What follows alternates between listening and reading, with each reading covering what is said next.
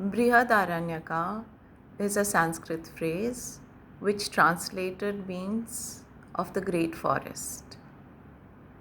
This Upanishad is aptly named because reading it is like walking through a great forest with paths leading to meaningful but unpredictable directions.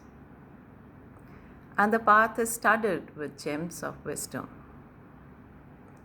It begins with a dialogue between the great sage Yajnavalkya and his wife Maitreyi.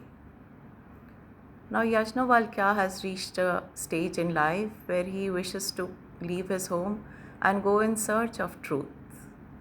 He wishes to divide his property between his two wives, Katyayani and Maitreyi. But Maitreyi is not interested in property. Like her husband, she too yearns for immortality.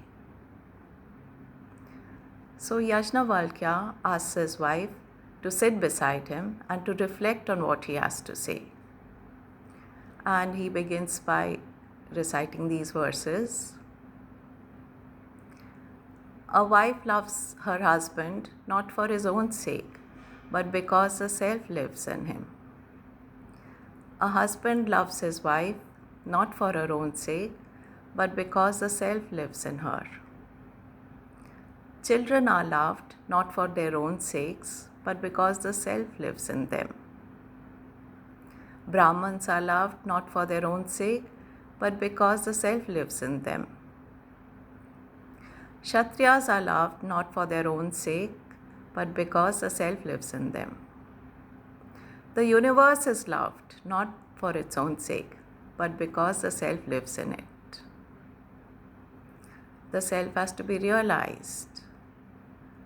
Upon hearing of the self, meditating on the self, and realizing the self, one understands all of life. And without this understanding, one lives in confusion. In another verse, he says, separateness comes from identification of the self with the body, which is made up of the elements. When the sense of identification is dissolved, there is no more separateness.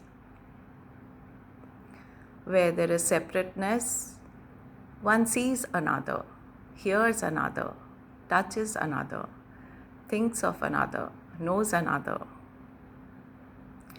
But when there is unity, there is no second. One lives in the world of Brahman. This is the supreme goal, the supreme treasure, the supreme joy. Those who do not seek it live in a fraction of this joy.